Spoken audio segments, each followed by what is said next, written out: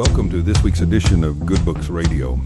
I'm your host, Dr. W.F. Strong. Today we have Wyman Meinzer, who is Texas' official photographer.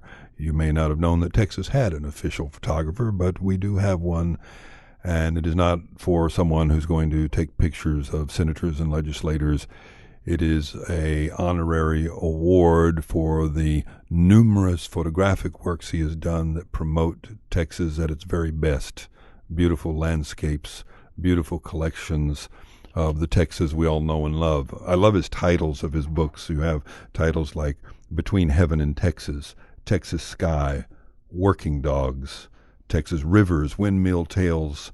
He is also the official photographer of Ford's King Ranch Edition pickups, and so he has done a number of shoots on the King Ranch. He has done a lot of impressive work. He has shot pictures for Texas Highways, for Texas Monthly, for National Geographic, for many of the publications that you're very much aware of and love. And so we're going to talk to him about his work and how you can learn to be a better photographer yourself from his vast experience of doing this for some 50 years. So we're going to go to him now. He's on the phone.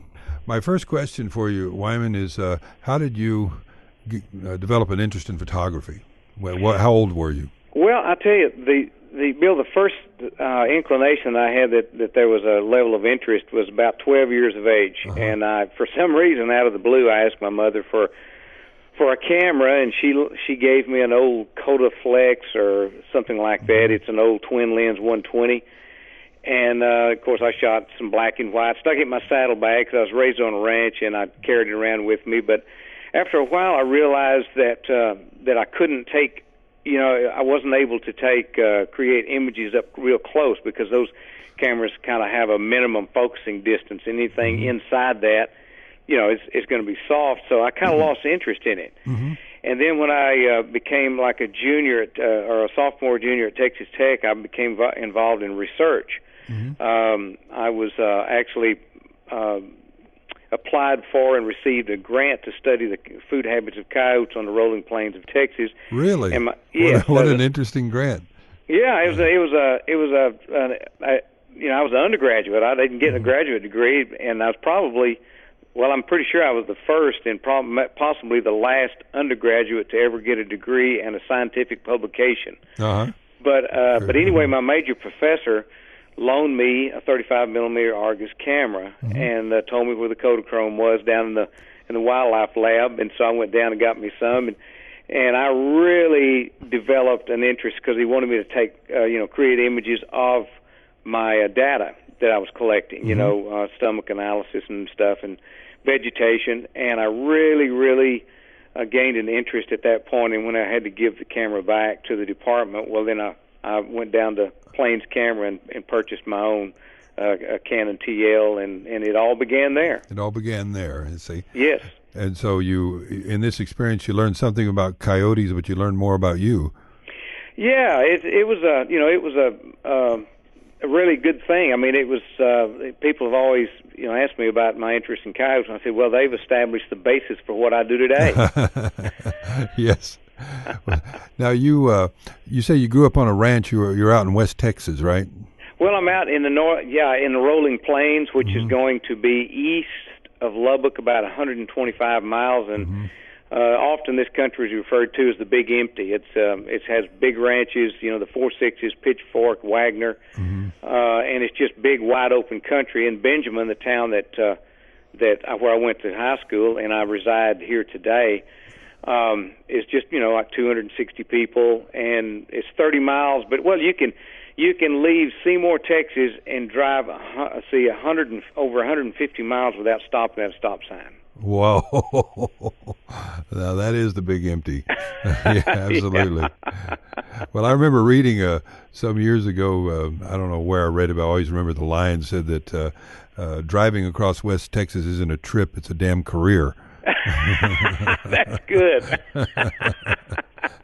Well, it's oftentimes I've had people ask me where and how did I take a certain image and create a certain image that was fairly spectacular, at least to them, and to me as well, or I wouldn't have showed it to them.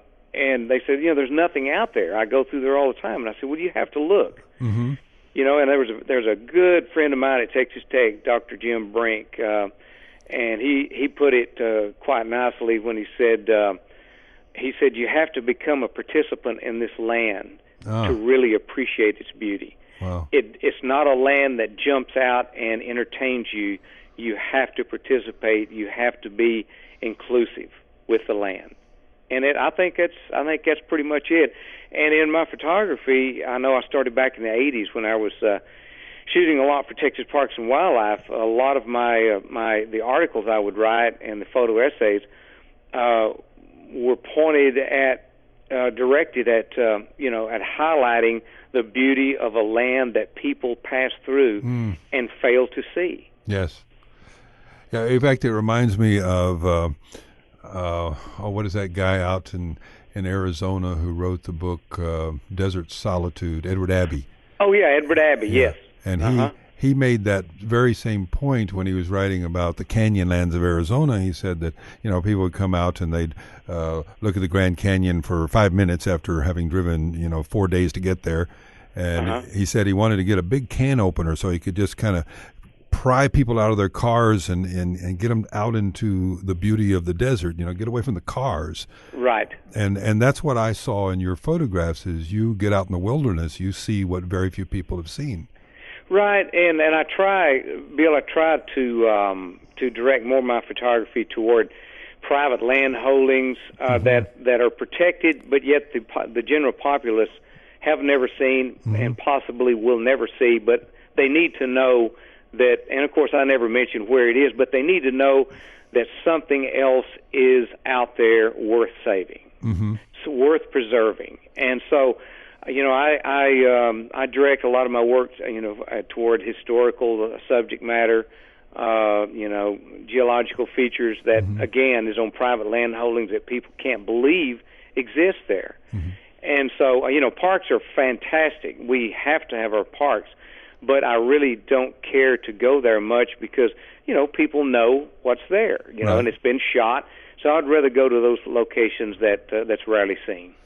How do you get to be the official photographer of Texas?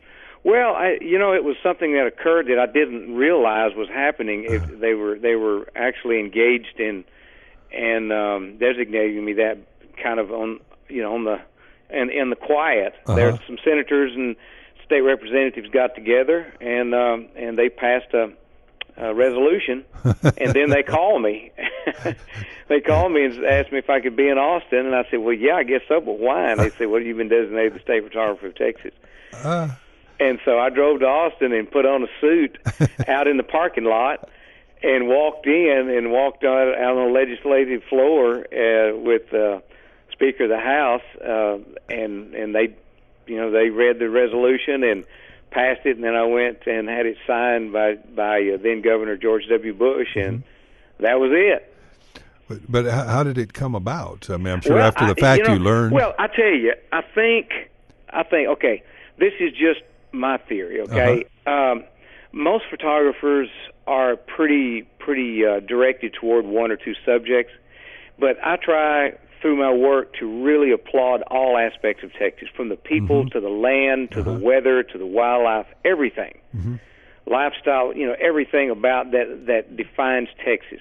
And so it's all encompassing, and I think that played a part in it, that I wasn't just a landscape shooter, I wasn't just a wildlife shooter. It was that my work actually defined a lot of aspects of Texas that people, they relate to. Those people who are not Texans, they can relate to that. Well, I think that's absolutely true. I mean, your I work. Hope so. Yeah, your work does that. That's how I came across you. Because I'm trying to do a similar thing with the oral word. To preserve folklore and great stories about Texas, and so your photographs I came across as a theme that does the same, except you're doing it visually, and I'm doing it or trying to do it orally. That's fantastic. And now you've been down to the King Ranch, right? Yeah. We were down there last February. I was doing a photo shoot for Ford Motor Company on the 2015 a model F-150, 250, and a 350 in the Expedition, and so we had like a 4-day advertising shoot down there. Made some great friends, met some great people, and it was just a wonderful experience. Did you get out and shoot the ranch as well? I mean, yeah, you were we shooting on the ranch, I know, but yeah. did you get away from trucks and go to do what you like to do in landscape? Well, no, I didn't really have time because I mean it was 4 days of grueling shoot. I mean the weather was rough, cold for South Texas. It was cold and wet and windy. We had a tremendous norther came in, and we were really trying to really hump it and get the images that they needed in Detroit. So I didn't really get a lot of time to spend on the ranch and just shooting what I know, what I like to do. Just basically, I like to roam, and so that's the big ranches that I photograph on, like the Wagner, the Under One Fence, the legacy of the Wagner Ranch. That's 525,000 acres, and all I did for a year and a half was just roamed. Oh, wonderful! And I had a map and my pickup and my cameras, and I just roamed day by day, just go and look, talk to the cowboys, and discover. What is your advice to the kind of amateur photographer who wants to, shoot better travel pictures or whatever? Do you have kind of like 3 or 4 rules that you can give them to guide them toward better photography? Sure. Well, one of the main things is light. People today, especially today now in the digital age, they're having a tendency to get away from great light, and they'll fix it in post-production. They'll pump it up and make it look surreal, and then the average person they can't tell the difference, and they think it's fantastic. When in reality, it's just not real. Is go out and try to engage in the great light, the first light of morning, the last light of evening. And just look for the interesting subjects and pay attention to the composition. Make sure your basic elements are there. Make sure there's enough elements that keeps the viewer's eye on the move through the frame. Some people call it a layers in the photograph, and just make sure your focus is on your depth of field. A lot of people just put it on f5.6 and shoot. There's some images that need to be on 5.6, and there's some subjects that need to be on f22. And just pay attention to what you're shooting, and try to communicate to your audience, that emotion that you felt when you saw the subject. If you were excited about the light, make sure that the light is the main ingredient, the main element. If you were excited about the texture, make sure the texture is there, which is inclusive of light. You have to have light to have texture. You have to have light at the right angles. So it's just, you just have to be aware. Be aware and shoot with good light, and and it'll finally come around. I get people send me pictures from all over the state. And it seems to me that when you talk about light, it seems to me that around Alpine you can't take a bad picture. Well, yeah, you can, especially about 1 o'clock in the afternoon. But I mean, I've spent a lot of time out in far west Texas. I shot the book Desert Sanctuaries, Chinottis of the Big Bend, and of course, in the middle of the day, the desert is totally blah.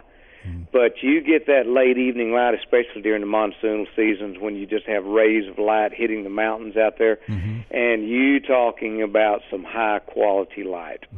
I mean, that's when you really see, people will go out and they'll shoot images, say at 5 o'clock, but when you have a cloud cover come over and one ray of light shines through and paints the top of a mountain, that is the elegant light that you seek.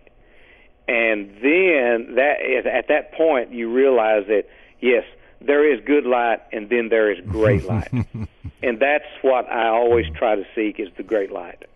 Well, your photographs, at least the ones I've looked at and the books I've looked at, seem to focus a great deal in West Texas. Do you do ocean well?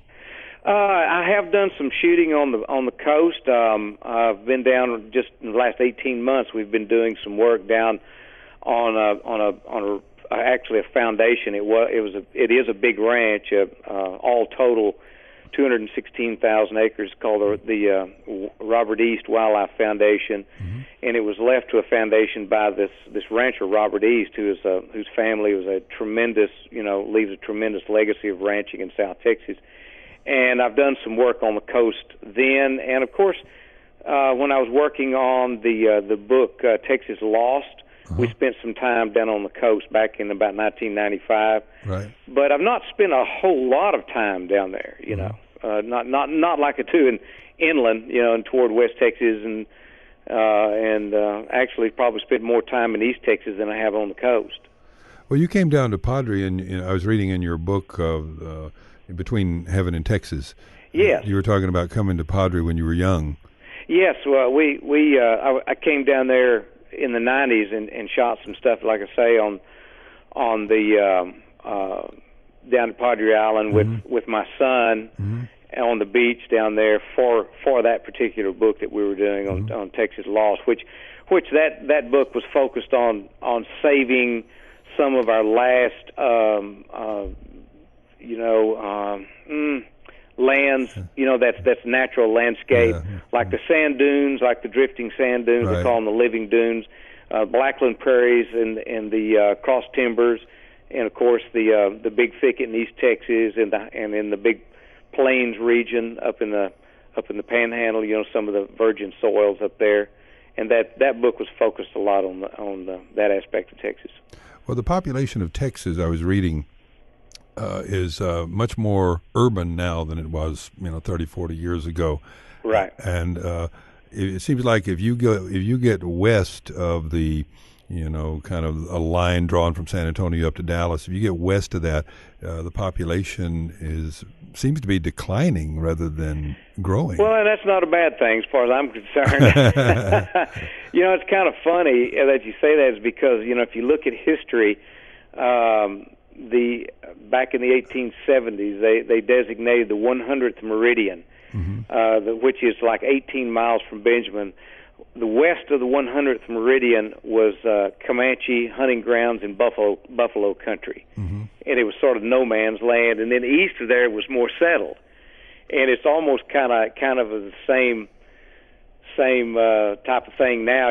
Like you say, that line from San Antonio to Dallas west is declining in population, where it's increasing to the east. It's almost like history is coming back around again. Yes. Yeah. Have you ever been out anywhere in the wilderness of Texas where you felt like you might be the only person who's ever walked there? Yeah, I have.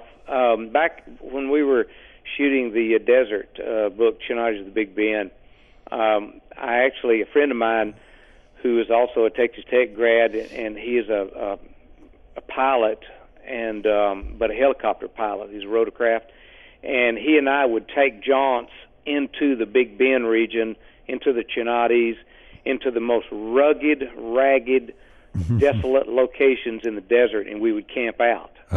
We'd land the chopper at these locations that you wouldn't think you could land a chopper. How cool. And we'd roll our bedrolls and tent out and build a fire and eat MREs. And then in the evenings and the early mornings, we'd fly to the mountaintops. And as the sun broke over the horizon in the east, I'd start shooting photographs. Wow. Yeah, and it was we were in locations where I felt like, wow. I wonder. Probably the Native Americans was the last person to stand here. Wow, what a beautiful story, beautiful description too. Where would you say that Texans are very much prisoners of their cars? I think we don't have a lot of outdoor, hiking. I mean, some people do it, but it's not like part of it's climate. It's difficult. But right.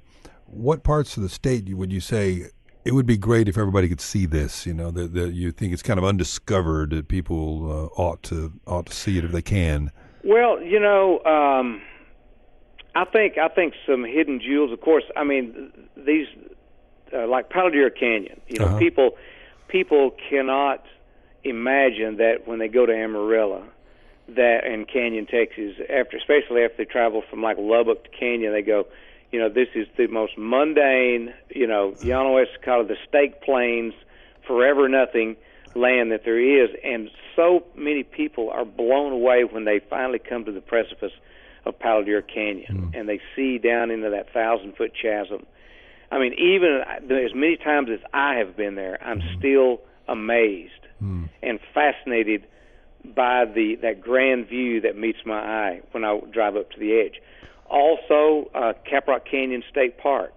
That is a wonderful hidden jewel in the state. It's out of the way. It's at Kittiquay, Texas.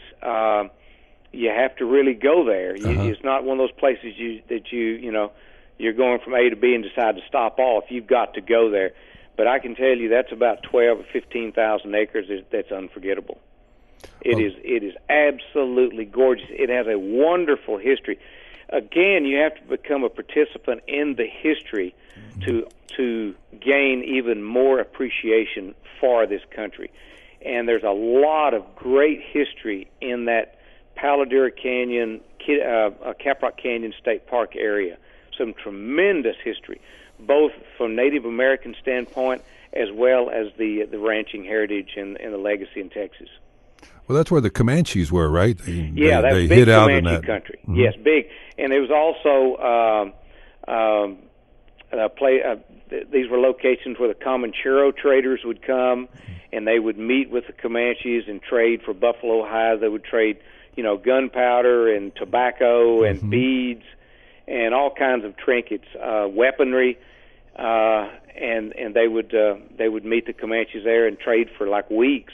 And they would come out. These Comancheros would come out of Santa Fe, Taos, New Mexico, Tucumcari, and take two-wheel carts and come into those canyons and meet with these Native Americans, and they would do their trading. I mean, that's just another one of the interesting aspects about the historical, the legacy in that region.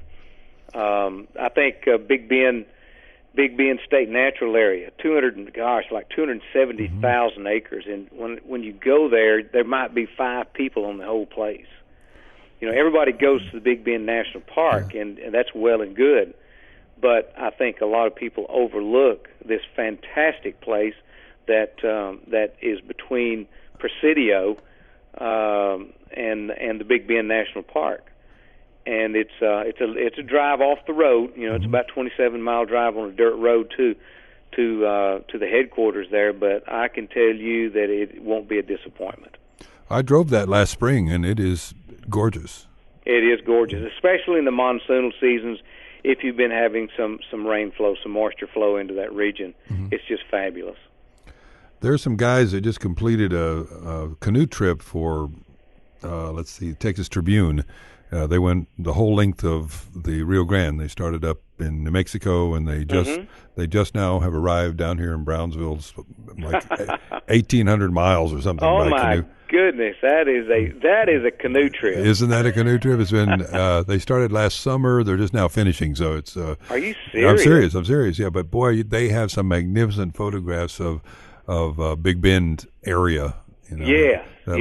Like you say, they came through areas that people have not been through, at least not in years and years, probably. Sure. I think one of the more defining images that I've ever taken of the Rio Grande area is the cover of the book Texas Lost, and that's that aerial shot from a helicopter of Santa Elena Canyon, and that is probably one of the finest examples of that great light that I was speaking of earlier. We went up in the chopper. We were camped out at the Big Bend State Natural Area in Fresno Canyon, and we decided to take off and try to get this shot. That was one of the images, our target images for this trip. And there was a storm came in, and it covered the sun, and I was pretty disappointed, and all of a sudden the storm broke, and one ray of light shone upon the desert and then raced from north to south, and then froze itself right over Santa Elena Canyon, and then shadowed between Santa Elena and Chisos, and one ray of light hit the Chisos. Wow. Yes. It was absolutely amazing. Is that the best shot you've ever taken? That is probably one of the best aerials I've ever. I do a lot of aerial photography. I'm a pilot also, and but that one is probably encompasses a little bit of everything. Composition, great light. I shot it actually with a Hasselblad, a medium format on chrome film, and it really is one of the greatest landscape aerial, great light shots that I've ever done. One of the best. Well, we can get your books through your website, right? Yes, you can. WymanMeinzer.com. Mm-hmm. Because I bought one there, very easy. Just went on and picked my book and bought it through PayPal, and 2 days it was at my house. So there you go. I want to tell everybody, just go to the website. You have something like 12 books? No, I got about 26, something like that. Okay, you have something like 26 books? Yes, yeah. Yeah, that's how many I've had published. Mostly co-authored. I've photographed them and had a writer, and I collaborated with a writer. I've actually photographed and written two, but the rest of them have been collaborations with writers. John Graves, Henry Chappell, just various really fine writers. I try to really, pair up with really good people. Wow, you work with John Graves. That's wonderful. Yes, we did several projects with John Graves. John and I were great friends. We did Texas Rivers together. He wrote a couple of prefaces for a couple of my other books, and we did, Eyes on Texas did a preface for that. Well, had he already written Goodbye to a River when you... Oh, yeah. Yeah. He'd written Goodbye to a River back in the early 60s, I believe. Mm-hmm. And we did Texas Rivers, I believe, in 1998, yes. And John and I were great friends. I mean, we really, really were close friends. Are all of these books available on your website? Because I think the reason I was saying 12 is because I was thinking of what I had seen there. Right. Now there's Texas Whitetails with Ray Sasser. Uh-huh. That is out of print. Texas Quail, also with Ray Sasser, is out of print. Uh-huh. Texas Lost, Texas Past has been sold out and is out of print. But I mean, there's probably around 22 books that's available. Well, I encourage everybody... different titles, I should say. Yes, I will encourage everybody to go there and peruse your website and take their pick. I enjoyed looking at your King Ranch photos there that you had done with the trucks. Yeah, that was a lot of fun. And like I say, we met so many fine people and just enjoyed the learning about the history of the King Ranch. It's just a wealth of history, and really is a jewel for Texas. Well, I grew up in Brooks County, and half of my county was the King Ranch. I mean, literally, half the county was the King Ranch. Well, I love being on big ranches. As I mentioned earlier, I was raised on a 27,000-acre ranch, which compared to the King is pretty small. It's a thimble, but it's a good amount of land for a young boy to be raised upon. Absolutely. One last question. I love your photos of rattlesnakes. How do you... this is kind of like a straight man question. How do you approach a rattlesnake to take a photograph? Well, people, it's amazing, Bill, the how much fear that people exhibit around rattlesnakes. I mean, they're to be respected, but you have to understand they can only strike so far. And I think you and I had talked earlier about a good photograph has a lot of strength in that you move in tight, shoot low, and I like to lay down in front of a rattlesnake and shoot at eye level, because there you get a feel of the heart and soul of this reptile. They're not an ugly reptile. They are a living creature that were here long before we were, and I respect them. I don't touch them. I don't pick them up, except with maybe one of those catchers. But I will not handle one with my bare hands, and as long as I keep it within that realm of ground rules, I get along with rattlesnakes quite nicely. And also, it's the great light. You have to have the great light. Even with a reptile, they can be quite beautiful. Well, you've taken some great shots, and one of them that you gave me to put on my Facebook page, the Stories from Texas page. Man, it got like 1,000 shares. People are, it's kind of the same thing. It's kind of a love-hate. They love them and they're afraid of them. It is, and I tell people all the time. I try to educate people on these things. I say, look, they are to be respected, but don't fear them. Mm-hmm. I was where we were raised. My brother and sister and I were raised on this ranch, and we had rattlesnake den close to the house. And our mother and dad always, their last word for the day before they let us out was, "Watch for snakes." And you watched for snakes, and knock on wood, up to this point, at age 64, I have not been bitten yet.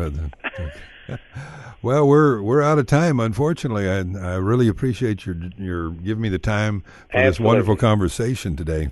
We've been talking with Wyman Meinzer. I want to remind you that you can go to his website, wymanmeinzer.com, and you can buy any of his wonderful books like Working Dogs, Texas Rivers, Windmill Tales, Between Heaven and Texas. You can buy them right there online, and they'll ship them right to your house. It's beautiful, beautiful, poignant work. I want to thank him so much for taking the time to join us today.